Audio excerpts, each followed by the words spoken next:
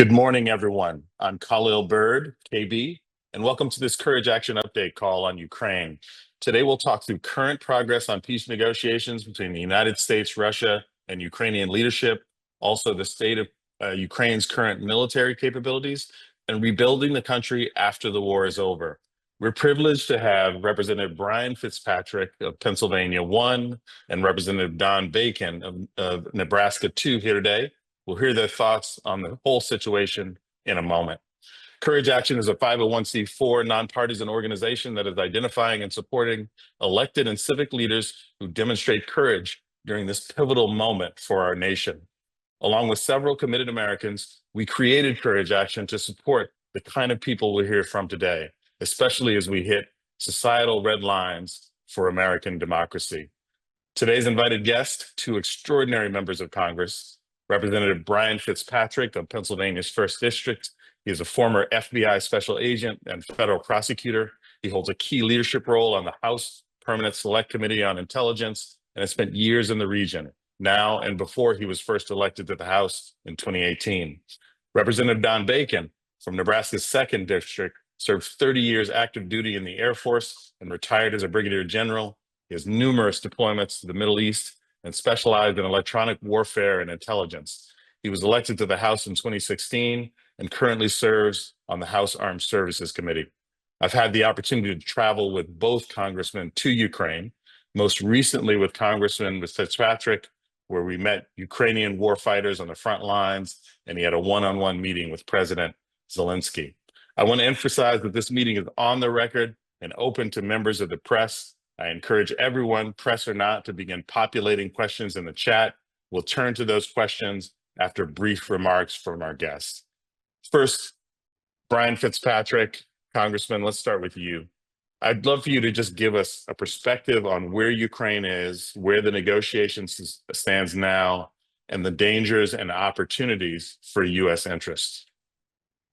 Thanks, KB. Good morning, everyone, and happy Thanksgiving to all of you and your families. Hopefully you're blocking a sufficient amount of time out to focus on what's important this week. And that is that we live in the greatest country in the world. And, obviously all of us are engaged civically, politically, through government, inside and outside of government, to make sure it stays that way, to make sure that we remain the strongest country in the world. And in order to do that, we got to continue to do what got us here in the first place, which is to lead in peace through strength and be the world leader that everybody looks to speak with moral clarity, to be willing to call balls and strikes, and not try to both sides everything as if all sides are equal in every debate or discussion.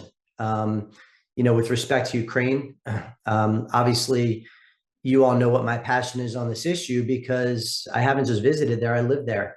I was stationed there as an FBI agent. I dedicated a large percent of my time as an FBI agent to working Russian counterintelligence, to fighting Russian aggression, Russian propaganda, getting inside the mind of Vladimir Putin. And I've seen throughout history, time and time again, how successful Russia has been in advancing their missions through the use of propaganda. They are the masters. They are world-class propagandists. Much like China is better than anybody on economic manipulation, Russia is better than anybody on propaganda and using propaganda tools to advance their mission. And we just have to be clear-eyed about that. There's a lot of people that have been involved in these peace negotiations, and I want to credit, by the way, everybody who is seeking peace. We all want peace, but it's got to be a just and lasting peace with dignity. That's very, very important. Peace at all costs, if it means subjugating, in this case, Ukraine to Russia, that's not a just and lasting peace, and it's not peace with dignity. And what we're seeing in this debate very much is reminiscent of the Chamberlain-Churchill debate, two wildly competing different views of foreign policy. One is believing in peace through strength, and the other is war through weakness, appeasement. And we all know what happened in Munich many, many decades ago. We all know Neville Chamberlain's worldview, and we all know Winston Churchill's worldview. History's already told us that history's already litigated the outcome of which one made sense and which one doesn't. which one led to a good outcome and which one didn't. And the fact that we're having this debate in 2025 yet again is absolutely confounding to me. So we respect and appreciate everybody who is playing a role to try to bring about peace in this region. We all want that, but there's a right way and a wrong way to do it. And I think it is abundantly clear that what has brought Vladimir Putin to the table to begin with was the threat of sanctions and the threat of Tomahawk missiles. It wasn't appeasement, it was strength that brought him to the table. And it is only strength that will keep him at the table and ultimately resolve this. And that's really the message that so many of my colleagues are sending. And I just want to say, I'm passionate about this because world peace and world stability is directly linked to American labor, American workforce, the American way of life. They're inextricably linked. You can't say that what happens overseas doesn't matter to America. That's a very, very naive view of the world. And by the way, that's exactly the way Vladimir Putin wants us to think about this. But they're inextricably tied. And all you got to do is crack open a history book to answer that question. So I want to thank, with honor, Courage Action and all of the organizations that have been very, very bipartisan and nonpartisan on this issue. This is about right and wrong. This is about moral clarity. This is about peace through strength.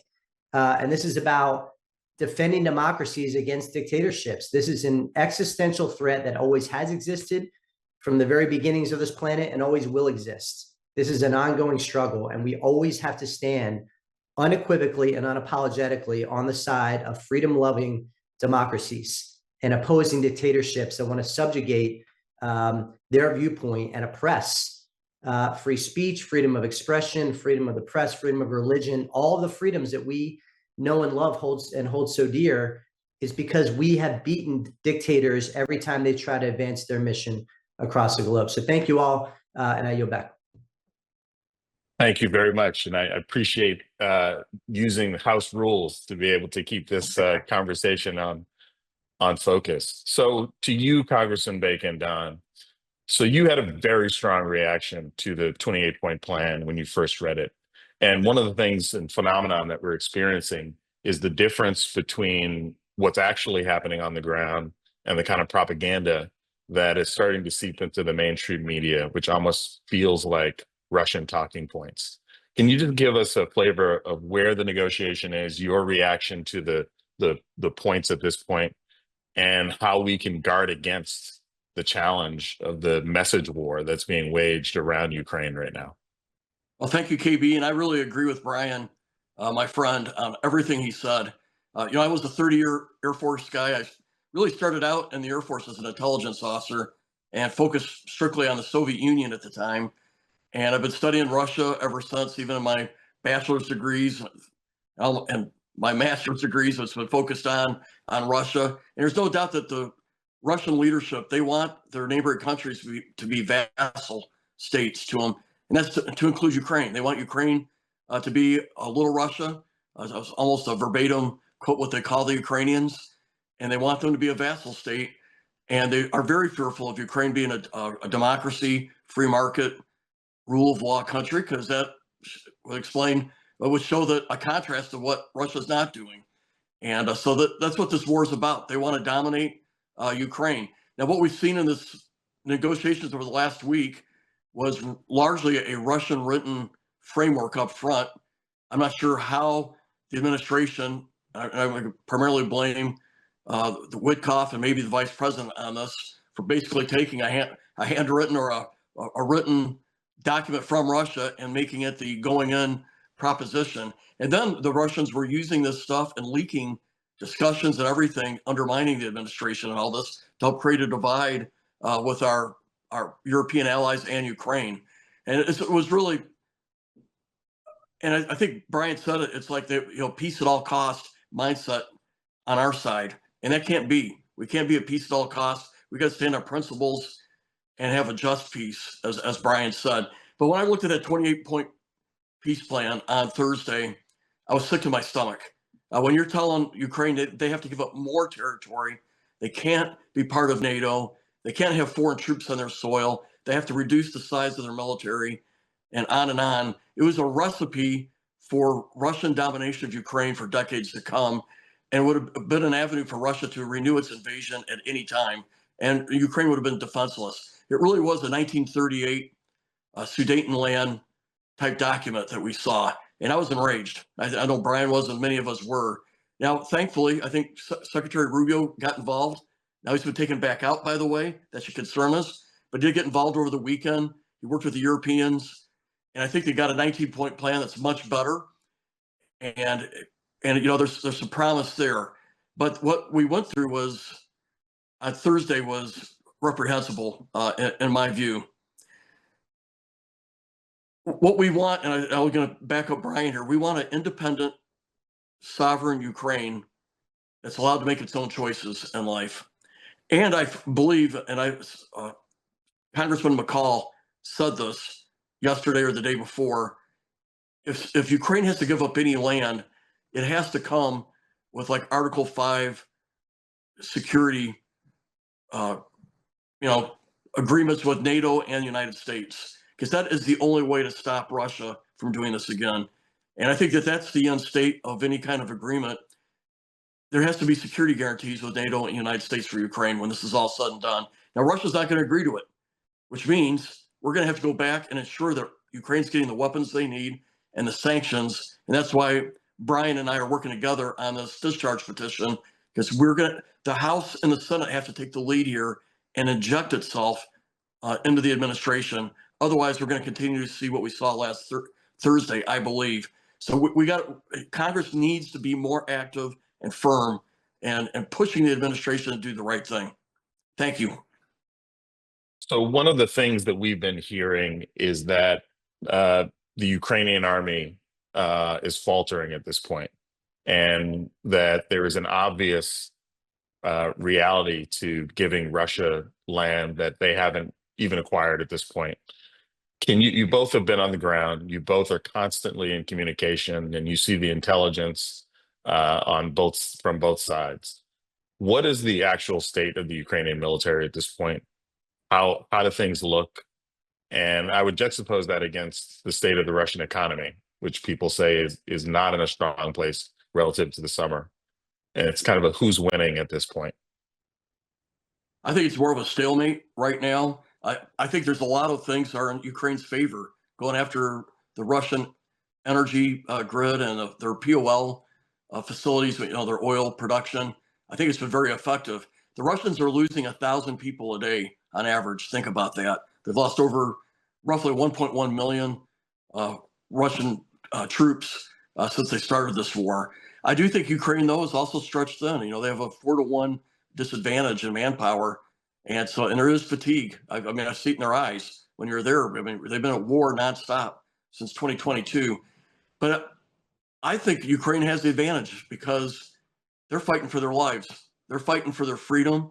They know what it's like to live under Russian rule. They lived under the Holodomor in the 1930s when Russia starved to death intentionally 4 million people. And they've had to live under that kind of rule when under Russian domination for a long time. And they cherish their freedom. And when I talk to these folks, I think they would fight to the last person to defend their freedom and their sovereignty. And so, but I think if you look at it from just a neutral standpoint, it looks more like a stalemate right now than anything.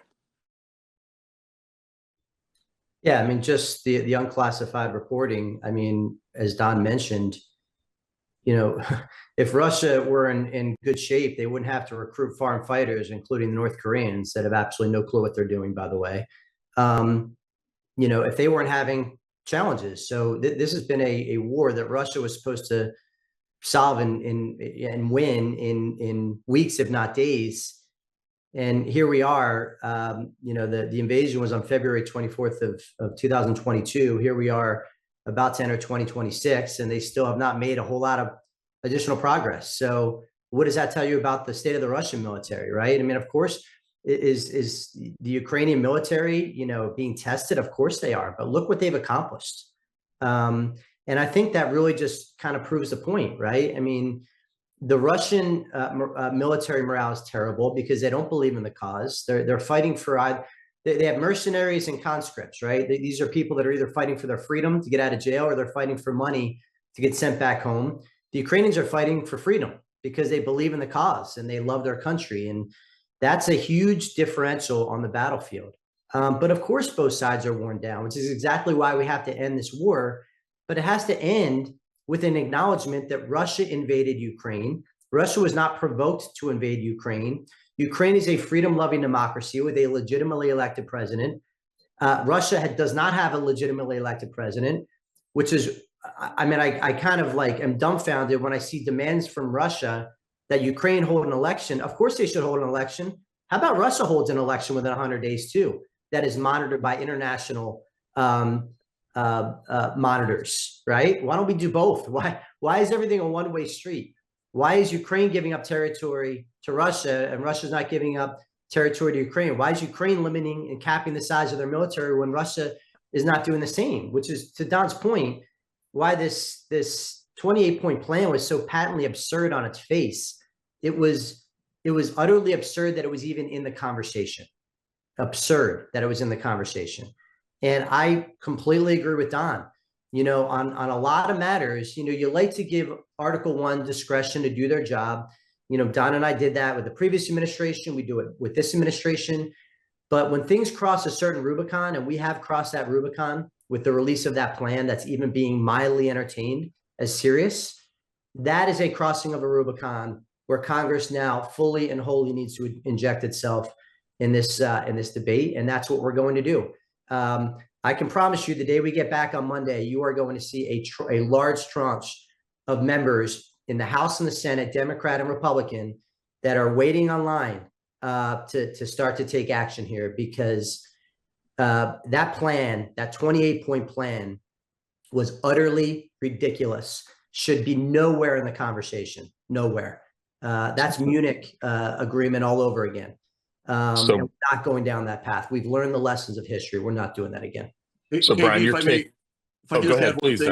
There was a fact check thing that I read yesterday. A snail would have gained more territory if it kept at its pace over the last 2 years. Would have made more ground than the Russians have made in the last 2 years. And there was a quote that put that out. That's the way fact checked it, and it's true. So basically, the Russians have made very small gains, extraordinarily small gains over the last 2 years, at the cost of 1,000 soldiers a day. I give back. There's two pieces. We've got several good questions that are coming in. The direction that people want to hear from you right now is the teeth that you have especially in the House, where the margin is not wide. You guys are both a significant part of the Ukrainian caucus, leading it, and we appreciate that. Talk a little bit in more granular detail about the discharge petition, and also, do you see differences between the stance of members of the House who are with you and the Senate bill that's moving? Go ahead, Brian. So there's a couple bills. There's Greg Meeks, Steny Hoyer have a bill, which is a much broader Ukraine bill, which I also support, by the way, and I know Don does as well. And then there's the Russia sanctions bill, which has 85 Senate co-sponsors. Think about that. You can't get 85 senators to agree the sky's blue. 85 senators are co-sponsors of this Russia sanctions bill, which I have introduced the mirror language in the House. So it's the Graham-Blumenthal bill in the House. Myself and Marcy Kaptur introduced it. I'm sorry, Graham-Blumenthal in the Senate. Marcy Kaptur and I introduced it in the House. Don's on board. Hundreds of members are on board. And we are we are in ongoing conversations with our colleagues in both chambers from both parties to craft a strategy on what's going to actually get 218 signatures. For those of you who don't understand how discharge petitions work, you can discharge a bill or you can discharge a shell. What I have done many months back is discharge a shell, which allows me the flexibility to drop anything I want into it. And the reason that's important is because a lot of times language changes. So even in the Sanctioning Russia Act, the language has changed as they've been negotiating in the chambers and with the White House. And there's also this other Steny Hoyer, Greg Meeks bill. So we have the ability to combine them if we want, to bring both of them to the floor. We have the ability to take the Sanctioning Russia Acts and tweak it. to people's liking, we have the flexibility to do whatever we want, but we only get one crack at it. So we're being very deliberative on how we go about choosing what we drop in the shell to make sure we can quickly get 218 signatures. I can promise you, look at every single Ukraine bill that's been put on the floor for the past several years. Broad bipartisan support. The challenge has always been getting it to the floor. Once it's on the floor, it overwhelmingly passes, and this will be no different. So it's just a question of strategy now. But we want to deliver the message loud and clear to Russia and to Ukraine and to Europe and to the world that Congress will be interjecting ourselves in this debate. And what really created this sense of urgency, to Don's point, was the release of this utterly ridiculous 28-point plan, which should not be taken seriously for one hot second. So Brian, I know you have, and I think Don, you have also commented on the Trump administration's negotiating approach toward Ukraine and Russia, including there being multiple actors who are speaking on behalf of the administration. Just give us a picture on your opinion on how the administration is doing with this negotiation. And then as a follow-up, let's talk a little bit about Europe and NATO and their role in this. Yeah, I'll start there if it's okay, Don. I'm never gonna, criticize or judge anyone I've never met. And there are several people involved in these negotiations that I've not met. I will give them the courtesy of, I'd love to meet them and chat with them and get inside their head on what their goals and what their vision is here. But what I do know, KB, is I do know Russia. I do understand Russian propaganda. And what's painful for me to watch is to see this kind of play out in real time in slow motion. Russia engaging in their master manipulation and their propaganda successfully. I've seen it so many times over and over again on so many different fronts in so many different nations, and I see it playing out here. So, the best people to be negotiating this agreement, take the people out of it, I'm just talking about positions, are the CIA director and the Secretary of State. The combination of those two individuals, I don't care what administration we're talking about, those two individuals have the best sense for exactly what I'm talking about. You need the CIA director there because there's always a massive element of propaganda in dealing with anything with the Russians. And you need somebody there that can really deconstruct and shine sunlight on that. And the Secretary of State who engages in diplomacy. And moreover, KB, both of them are confirmed by the Senate, which is very, very important in terms of their standing and credibility both here at home and abroad. So that's all I'm saying, right? I don't care what administration it is. I think anytime we are dealing with Russia, who has a history of lying, who has a history of oppression and illegal invasions, that we really need both the CIA director and the Secretary of State to be integrally involved in every single thing we engage them on, because Russia's playbook is not hard to figure out, but they are very, very good at blindsiding people. Don, why don't you go ahead, please. I think what we've seen too is the gutting of the National Security Council over the last 9-10 months, and their role is to help coordinate between the various departments.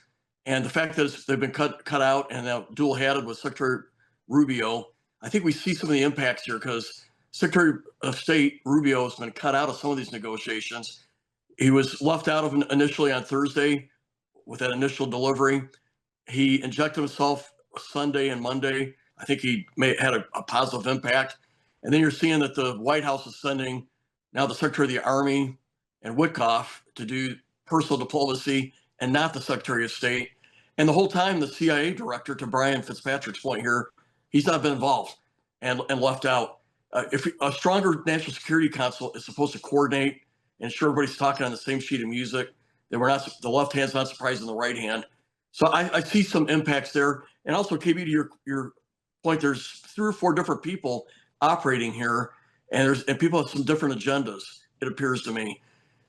And on one side of this, particularly on the Witkoff side, they tend to fall about 90% pro-Russian. And I think Secretary Rubio, when he comes in, he offers a much more national security appropriate perspective on where America should be at. I think a more Reagan perspective that I was raised in or grew up in.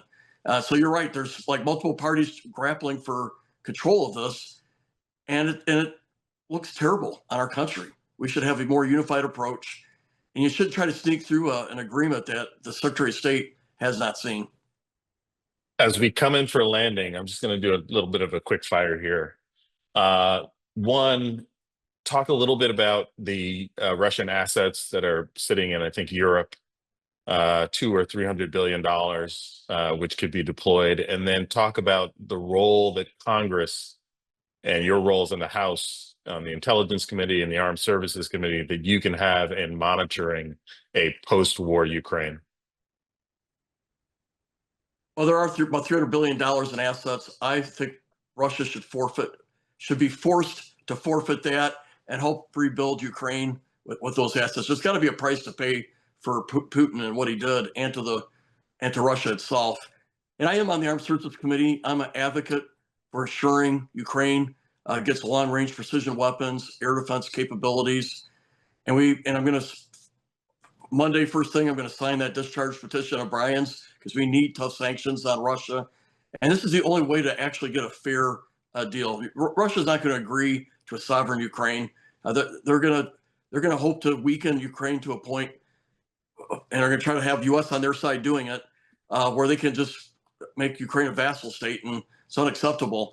But we can't let that happen. So that means more war is going to happen for a while here, and it's going to happen. Go as long as Putin knows, once he realizes he cannot win, the cost is too high, that the United States stands solely with freedom in Ukraine. At that point, you're going to see Putin back down. But right now, he sees hope, and he's going to do everything he can to subordinate Ukraine to him. And the United States negotiating tactics have given him hope. That's not right. Go ahead, Brian.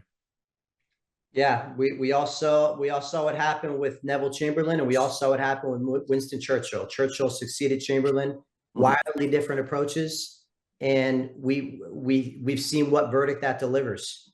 Just apply that test right now, right? That's all we're saying. Why, pray tell, would we take a different approach? I wish the administration would approach Russia the same way they approached Hamas, the same way they approached Iran. All of our nemesis, right? The axis of evil: Russia, China, North Korea, Iran. Why are we treating Russia differently, right? They are the invader. Can we just say that? Can we all agree Russia illegally invaded Ukraine? Can we just get the facts on the table? Russia has committed genocide inside Ukraine. Russia has kidnapped upwards of 20,000 Ukrainian children. Let's just say these things. And once we can acknowledge them, then what is the best way to deal with this? Is it peace through strength? Is it holding the bully accountable? Or is it Neville Chamberlain's peace in our time, policy of appeasement, give up Czechoslovakia? Hopefully everything works out. It doesn't work out. There's something in the FBI Academy, KB, that we talk about. It's called rational actor bias. It's trying to apply a Western mindset to people like Vladimir Putin, or trying to have a normal mindset when following a serial killer to try to get one step ahead of them. You can't think like a normal person to get inside their minds. You never will. These are demented, deranged individuals that have very, very dangerous motives and intentions. And KB, I want to just throw something out there, and this is me speaking, not Brian, because I don't want to throw him over the cliff on this, but I was really troubled yesterday at the vice president's multiple postings saying, why do Republicans care so much about Ukraine? I'm thinking, because we studied history. We studied Winston Churchill and Neville Chamberlain and peace in our time. And most of us grew up through the Ronald Reagan era. And I'm convinced Reagan and Churchill are turning in their graves today, looking at what happened last Thursday and some of the comments made. I yield. So we have a habit of starting and ending on time. This is the thing I want to say. We started Courage Action to make sure that as you are making sacrifices, you who are in the arena, know that you have support, constant support of people who appreciate the stances that you take, the sacrifices that you and your families make, especially in times like these. One comment came in early: freedom is never won, you earn it in every generation, which is a quote by Martin Luther King. You're standing at the breach. We appreciate it. And happy Thanksgiving to you and your families. And I appreciate everyone who participated in the call. Happy Thanksgiving, everyone. God bless. Thank you.